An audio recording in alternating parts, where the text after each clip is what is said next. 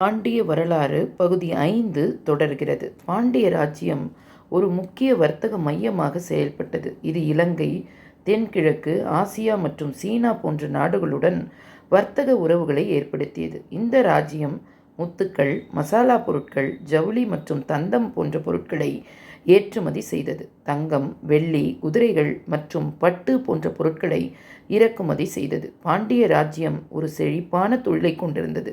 அது ஜவுளி, மட்பாண்டங்கள், உலோகப் பொருட்கள் மற்றும் கப்பல் கட்டுமானத்தில் நிபுணத்துவம் பெற்றது. பாண்டிய ராஜ்யத்தில் வணிகம் முதன்மையாக கடல் வழிகள் வழியாக நடந்தது. அது கொர்க்கை, காயல்பட்டினம் மற்றும் மணிகிராமம் போன்ற துறைமுகங்களை பயன்படுத்தியது. பாண்டிய அரசின் வர்த்தக நடவடிக்கைகள் அதன் பொருளாதாரத்தில் முக்கிய பங்கு வகித்தன. அது செல்வத்தை ஈட்டித் தந்தது மற்றும் அதன் மக்களின் வாழ்க்கை தரத்தை மேம்படுத்த பங்களித்தது. நாணயமாக்கல். பாண்டியர்களின் வெள்ளி மற்றும் தங்க நாணயங்களில் தமிழ் பிராமி எழுத்துக்கள் இருந்தன. செப்பு நாணயங்களில் தமிழ் எழுத்துக்கள் இருந்தன.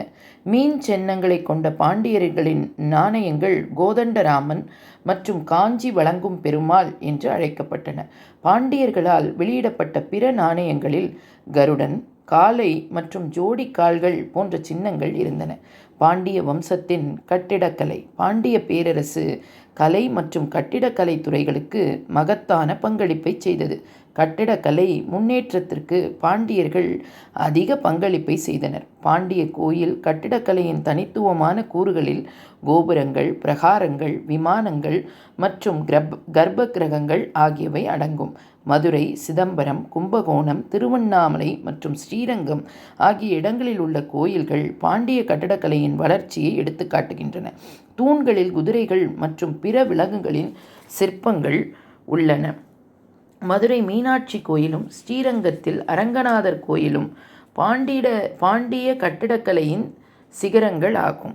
குன்னக்குடியில் உள்ள விஷ்ணு சிற்பம், திருக்கோலக்குடியில் உள்ள நடராஜர் சிற்பமும் பல்லவர் மற்றும் சோழர் கால சிற்பங்களுக்கு இணையானவை.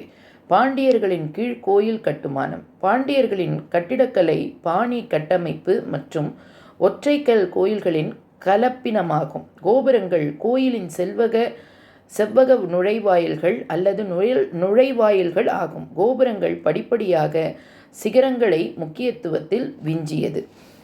பாறையில் வெட்டப்பட்ட கோயில். திருப்பரங்குன்றம், ஆனமலை, காரைக்குடி, கழுகுமலை, மலையடிக்குறிச்சி மற்றும் திருச்சிப்பாறையில் வெட்டப்பட்ட கோயில்கள் பாண்டியர் கால மறுமலர்ச்சி. பாண்டிய வரலாறு தொடருகிறது.